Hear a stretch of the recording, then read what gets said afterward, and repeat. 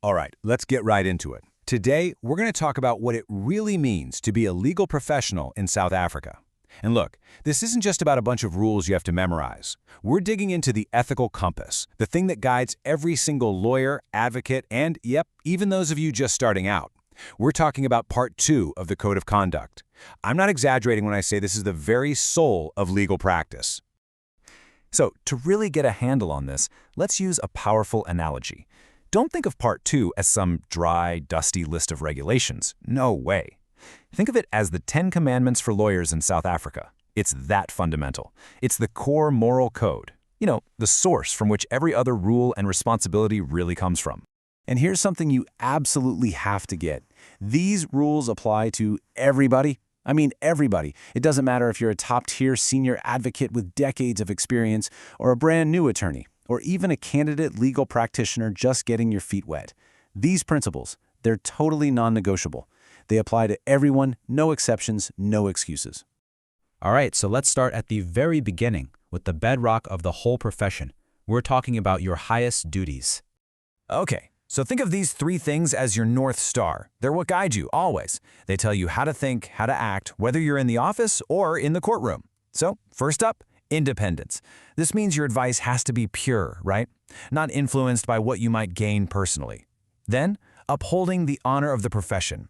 Basically, your actions should never ever make the profession look bad. And finally, honesty above all.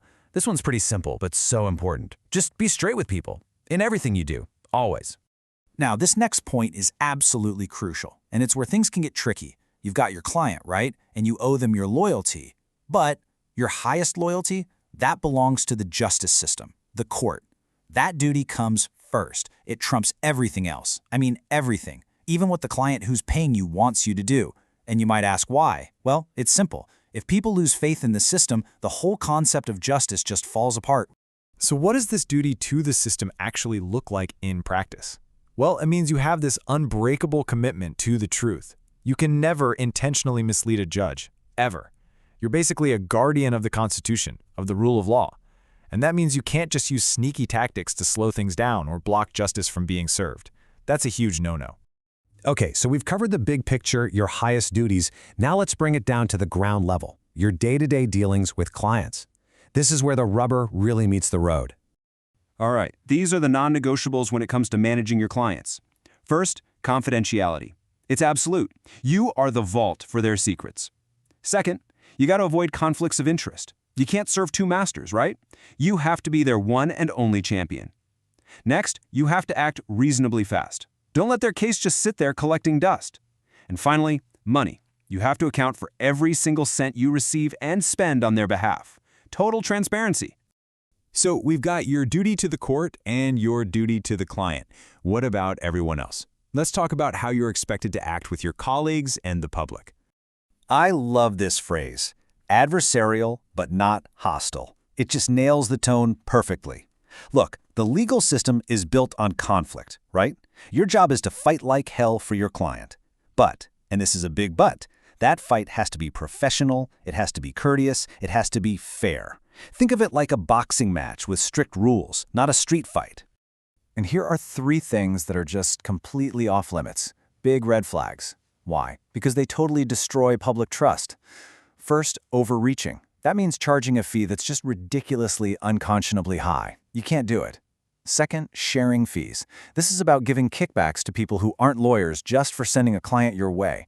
It poisons the whole well. And third, misleading advertising. Your ads have to be tasteful and honest. They can't do anything to make the profession look bad. So let's pull all these threads together. Let's really get into why Part 2 is considered the foundation of everything. Okay, let's take a really clear example.